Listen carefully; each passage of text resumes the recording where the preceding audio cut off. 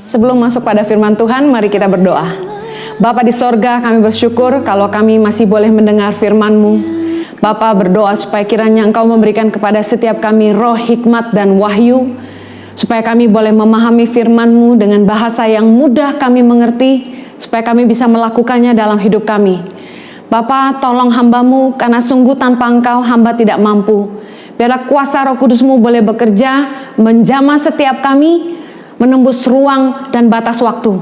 Terima kasih Bapa, di dalam nama Yesus kami berdoa, biar hanya Kristus yang dipermuliakan dalam hidup kami. Amin. Pada hari ini saya akan share firman Tuhan dengan judul Saya di Mata Allah. Tahukah Anda bahwa Tuhan dapat memakai hidupmu dan membuat engkau lebih besar dari yang bisa engkau bayangkan? Keadaanmu, orang tuamu, musuhmu tidak menentukan apa yang dapat Anda lakukan dengan hidup Anda. Keadaan maupun perlakuan orang terhadap kita tidak menentukan masa depan kita. Mari kita belajar dari hidup Daud. Daud itu tidak diperhitungkan oleh ayahnya. Dia tidak terlalu disayang oleh orang tuanya. Suatu hari Nabi Samuel datang ke rumah Isai, ayah Daud, untuk mengurapi salah satu anak Isai menjadi raja atas Israel. Tetapi ketika kakak-kakak Daud dipanggil, Daud tidak. Dalam 1 Samuel 16 ayat yang ke-11, Samuel berkata kepada Isai, "Inikah anakmu semuanya?" Jawabnya, "Masih tinggal yang bungsu, tetapi sedang menggembalakan kambing domba." Kata Samuel kepada Isai, "Suruhlah memanggil dia, sebab kita tidak akan duduk makan sebelum ia datang kemari." Dari ayat ini kita bisa lihat betapa Daud tidak diperhitungkan oleh ayahnya. Bahkan Daud mengungkapkan perasaannya dalam Mazmur 27 ayat yang 10. Daud merasa ditelantarkan oleh orang tuanya. Dia berkata begini, "Sekalipun ayahku dan ibuku meninggalkan aku, namun Tuhan menyambut aku." Daud merasa orang tuanya meninggalkan dia. Dia tidak disayang, anak yang paling tidak disayang. Dan Daud ketika dia datang ke medan perang di mana bangsa Israel sedang diolok-olok oleh orang-orang Filistin, Daud datang kepada Raja Saul menawarkan bantuan untuk membantu maju berperang. Tapi Raja Saul malah meremehkan Daud. Dalam 1 Samuel 17 ayat yang ke-33, Raja Saul berkata begini, "Tetapi Saul berkata kepada Daud, 'Tidak mungkin engkau dapat menghadapi orang Filistin itu untuk melawan dia, sebab engkau masih muda, sedang dia sejak dari mudanya telah menjadi prajurit.'" Ya, dalam bahasa kasarnya, emang kamu siapa? Daud dipandang rendah oleh Saul. Dan tidak hanya itu, Daud dihina oleh musuhnya, yaitu bangsa Filistin. Dalam 1 Samuel 17 ayat 42 dikatakan, ketika orang Filistin itu menunjukkan pandangnya ke arah Daud serta melihat dia, dihinanya Daud karena ia masih muda, kemerah-merahan dan elok parasnya. Orang Filistin menghina Daud karena penampilannya yang seperti anak kecil. Saya mau bilang, seorang Daud tidak diperhitungkan orang tuanya, tidak dianggap oleh rajanya, bahkan dihina oleh musuhnya, tidak membuat Daud lemah dan patah semangat. Daud sama sekali tidak menyalahkan orang tuanya, tidak menyerah karena keadaannya, dan dia tidak menjadi lemah ketika dia dipandang rendah oleh raja dan musuhnya. Daud di dalam pergumulan hidupnya, dia membangun kepercayaannya kepada Tuhan. Dan dia fokus kepada apa yang dipercayakan dalam hidupnya, yaitu melindungi domba-dombanya. Dikatakan dia melawan singa dan beruang untuk melindungi domba-dombanya. Di dalam 1 Samuel 17 ayat 37, Daud berkata begini, "Tuhan yang telah melepaskan aku dari cakar singa dan dari cakar beruang, Dia juga akan melepaskan aku dari tangan orang Filistin itu." Kita bisa melihat bahwa selama Daud bergumul sendirian, selama dia mengembalakan kambing dombanya, Daud betul-betul mengalami Tuhan. Dia sendirian. Dia harus menjaga domba-dombanya. Dan ketika singa dan beruang datang, dia yang melawan mereka. Dan Daud melihat pertolongan Tuhan. Justru di dalam pergumulan hidupnya, Daud melihat pertolongan Tuhan nyata. Dan itu yang membuat iman Daud bertumbuh. Dan dia biasa bergaul dengan Tuhan. Daud tidak bisa mengandalkan siapapun. Karena orang tuanya tidak memperhitungkan dia. Dia tidak disayang. Di dalam kesendiriannya, dalam pergumulan hidupnya, Daud terlatih hanya mengandalkan Tuhan.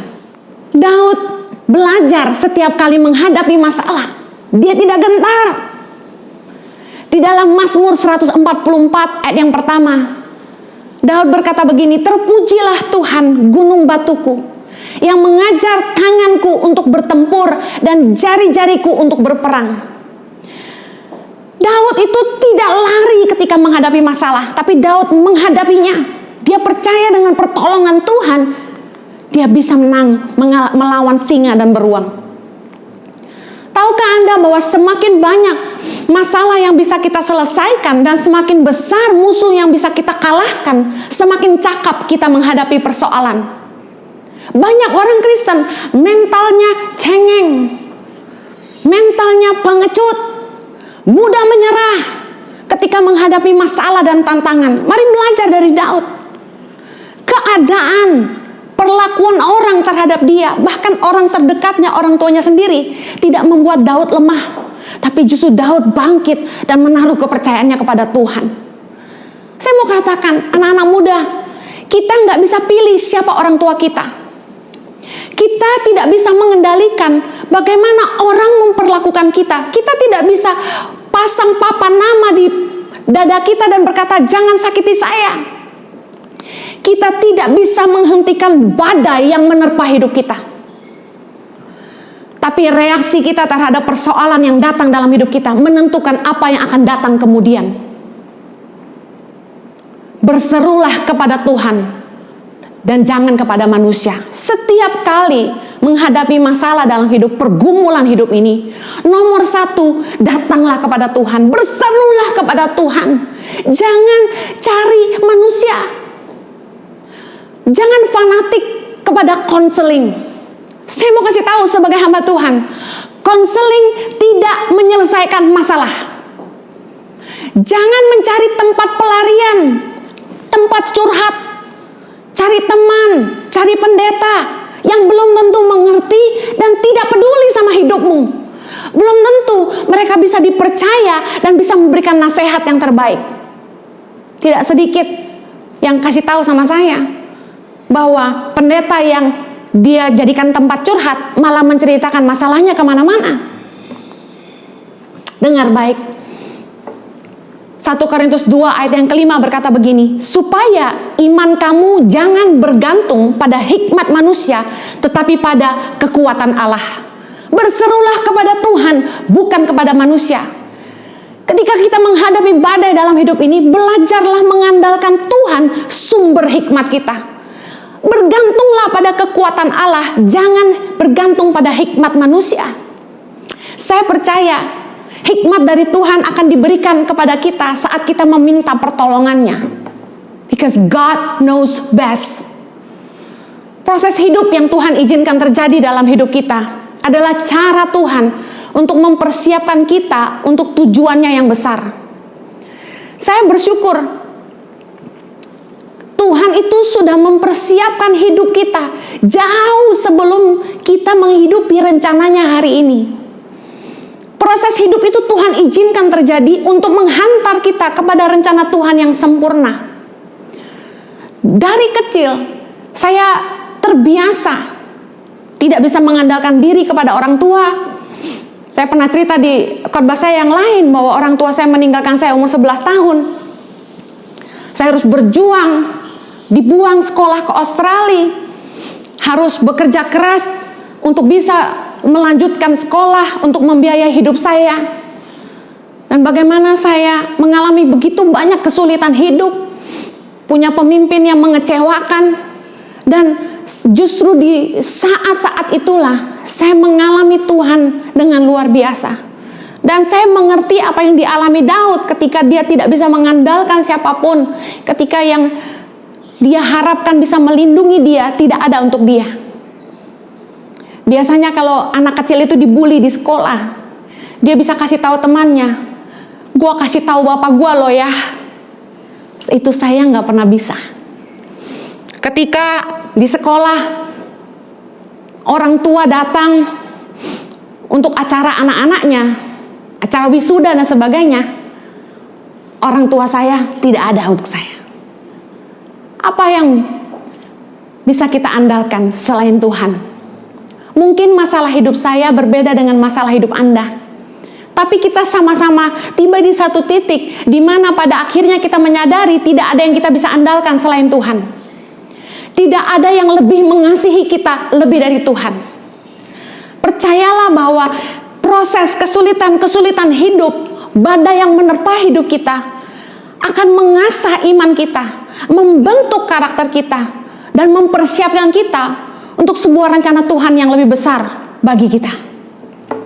Saya lihat bagaimana Daud tumbuh menjadi raja yang berani. Tahukah Anda dalam 1 Tawarikh 14 ayat yang ke-8, ketika didengar orang Filistin bahwa Daud telah diurapi menjadi raja atas seluruh Israel, maka majulah semua orang Filistin untuk menangkap Daud.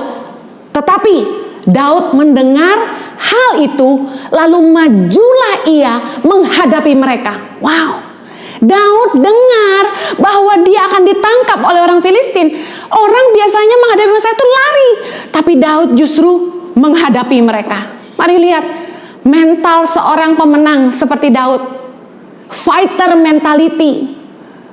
Dia tidak takut menghadapi masalah. Jangan lari dari persoalan hidup kita. Belajarlah untuk menghadapi setiap persoalan yang datang. Tahukah Anda, masalah tekanan itu justru adalah waktu terbaik di mana kita mengeluarkan ide-ide terbaik kita. Karena biasanya saat terjepit, kita jadi lebih cerdik. Kita jadi lebih belajar bagaimana kita harus mengambil keputusan yang paling tepat di saat terjepit.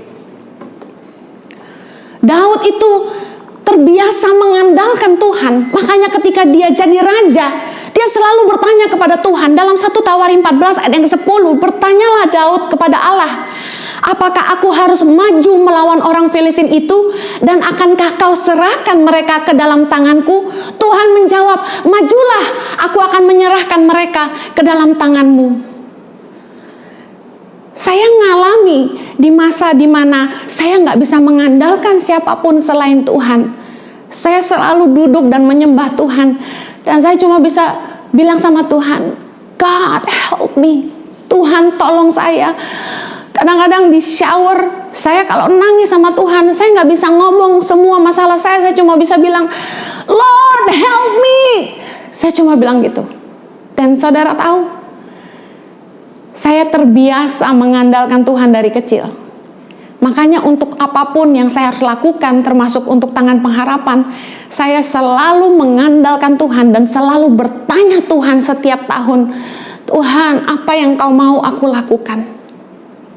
Daud terbiasa mengandalkan Tuhan, makanya dia selalu menang.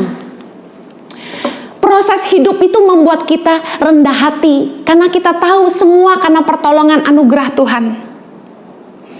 Daud itu sebagai raja, dia sangat rendah hati. Tidak seperti Saul yang sombong. Dalam 1 Tawarikh 14 ayat yang ke-11, lalu majulah ia ke Baal Perasim, dan Daud memukul mereka kalah di sana. Berkatalah Daud, "Allah telah menerobos musuhku dengan perantaraanku seperti air menerobos." Sebab itu mereka menamakan tempat itu Baal Perasim. Daud tidak bilang, "Karena aku kuat, karena aku hebat, aku menang." Tetapi Daud berkata, "Allah telah menerobos musuhku dengan perantaraanku seperti air menerobos." Orang yang mengalami proses hidup yang keras dan melihat tangan Tuhan yang menolong hidupnya, nggak akan berani sombong. Karena dia tahu tanpa Tuhan nggak mungkin. Makanya saya juga nggak berani sekali-kali ngomong karena saya tangan pengharapan bisa. Karena dijauhkanlah kiranya dari saya mengatakan hal itu. Karena saya sampai hari ini dengan sesadar-sadarnya yakin kalau saya bisa dipercaya Tuhan kasih makan 5.000 anak Indonesia, mengirim ratusan guru ke seluruh tanah air, ke pelosok-pelosok Indonesia, membangun sekolah, mengobati pasien sakit di Nusa Tenggara Timur setiap bulan, dan lain sebagainya. Itu bukan karena saya dan Jojo, tapi semuanya karena Tuhan. Mana mungkin seorang pembicara kecil seperti saya mau kasih makan 5.000 anak? Nggak mungkin. Bahkan untuk hidup saya sendiri, bayangkan selama wabah COVID-19, saya dan suami tidak bisa melayani kemana-mana. Bagaimana kami hidup sementara dari situlah selama ini Tuhan menghidupi kami. Tapi betapa Tuhan memelihara hidup saya dan keluarga. Tuhan menggerakkan beberapa orang untuk menolong kami setiap bulan untuk survive. Betapa Tuhan kita hebat. Jangan pernah sekali-kali bilang karena saya. Tapi katakanlah seperti ini, tanpa Tuhan tidak akan bisa. I am nothing without you, Lord. Saya bukan siapa-siapa tanpa Tuhan. Tanpa kasih karunia-Nya, siapa kita? Tuhan bisa memakai hidupmu dan membuat engkau lebih besar dari apa yang engkau sanggup pikirkan. Dalam 1 Korintus 1 ayat yang ke-27 dikatakan begini, tetapi apa yang bodoh bagi dunia dipilih Allah untuk memalukan orang-orang yang berhikmat, dan apa yang lemah bagi dunia dipilih Allah untuk memalukan apa yang kuat. Apa yang bodoh bagi dunia dipilih Allah untuk memalukan orang-orang yang berhikmat. Apa yang lemah bagi dunia dipilih Allah untuk memalukan apa yang kuat. Kalau hari ini Anda merasa Anda kurang pintar, kurang hikmat, kalau hari ini Anda merasa Anda biasa-biasa aja, Anda nggak bisa apa-apa, kalau Anda hari ini merasa bahwa Anda lemah, Anda nggak punya apa-apa, dengar baik. Tuhan itu senang memakai orang yang bodoh bagi dunia. Dan Tuhan itu senang pakai orang-orang yang dianggap lemah sama dunia. Siapa kita di mata Allah jauh lebih penting dari penilaian orang terhadap kita. Dulu waktu saya masih sangat muda, saya sering sekali dihina sama keluarga, dihina sama sepupu, dihina sama teman-teman, dihina sama orang-orang yang saya kenal. Apa yang mau diandalkan dari seorang anak yang besar tanpa orang tua? Apa yang mau diandalkan dari seorang anak yang gak punya apa-apa? Saya masih ingat setiap minggu saya harus jualan kue selesai ibadah gereja. Saya mau kasih tahu, kalau hari ini Tuhan bisa mengizinkan saya dan cucu menolong begitu banyak anak-anak, menyekolahkan mereka, semua karena kemurahan Tuhan. Kita bukan siapa-siapa, tapi kalau kita percaya bahwa Tuhan mengasihi kita dan Dia punya rencana yang luar biasa buat hidup kita, Tuhan sanggup memakai kita jauh lebih besar dari apa yang kita sanggup pikirkan maupun doakan. Bersama Tuhan kita bisa. Jangan pernah menyalahkan orang lain untuk keadaanmu hari ini. Jangan punya victim mentality. Daud tidak menyalahkan orang tuanya yang menelantarkan dia. Daud fokus kepada apa yang dia harus kerjakan, yaitu melindungi domba-dombanya. Dia mau melakukan yang terbaik yang dia bisa. Dan lihat, Daud justru mengalami Tuhan karena kesendiriannya.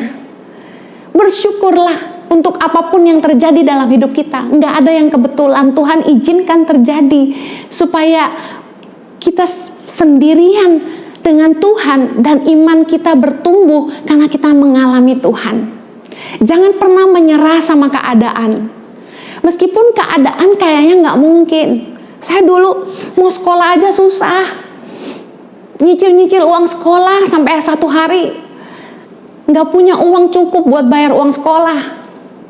Saya pernah share di khotbah saya yang lain bagaimana saya sampai harus berhutang sama gereja $250 Australia untuk bisa bayar sekolah saya kalau nggak saya dipulangkan. Kekhawatiran saya kalau dipulangkan adalah saya nggak tahu saya harus pulang kemana, karena saya nggak tahu orang tua saya di mana. Belajarlah bertanggung jawab atas hidupmu sendiri.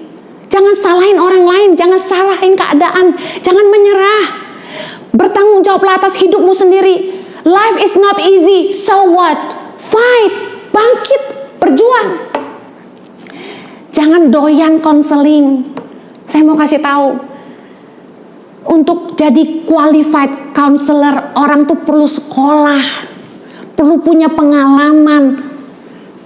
Kita datang ke teman curhat-curhat, belum tentu pendapatnya itu tepat. Kita datang sama pendeta cerita masalah kita, belum tentu dia peduli juga sama kita. Dan bagaimana keadaan orang-orang yang kita jadikan tempat curhat waktu mereka memberikan nasihat? Jangan-jangan mereka juga lagi galau. Tempat cerita yang terbaik adalah Tuhan. Larilah sama Tuhan, karena Tuhan tuh sumber hikmat. Saya terima banyak banget orang pengen konseling di IG, di YouTube. Saya bukannya nggak mau nolong saudara. Begitu banyak konseling yang masuk. Saya ingin melatih anak-anak muda. Ayo ngandalin Tuhan. Mari setiap anak-anak Tuhan, jangan menyerah sama keadaan. Datang sama Tuhan, minta hikmat Tuhan, apa yang harus engkau lakukan. Di masa-masa ini, harusnya keadaan di mana kita terjepit ini membuat kita jadi lebih dekat sama Tuhan, ngandelin Tuhan, dan kita jadi lebih kreatif untuk mengerjakan hal-hal yang sebelumnya belum pernah kita lakukan. Dan bagaimana kita mengantisipasi keadaan ini yang mungkin bisa terjadi lagi satu hari nanti. Tapi bukankah ada hal-hal baik dengan keadaan yang kita alami hari ini, di mana orang tua fokus kepada anak-anaknya, mesbah keluarga kembali dibangun, dan kita kembali kepada esensi kehidupan yang sebenarnya, bahwa harta kita, semua kemewahan yang kita miliki jadi tidak ada artinya. Tapi kebersamaan bersama keluarga, asal cukup makan, cukup pakai, dan kita sehat, itu sudah luar biasa. Jangan menyerah sama keadaanmu, selalu mengucap syukurlah. Percayalah, siapa engkau di mata Allah jauh lebih penting daripada pendapat orang lain. Bahwa Tuhan bisa memakai hidupmu jauh lebih hebat, jauh lebih besar dari apa yang engkau pernah bayangkan. Mari kita berdoa.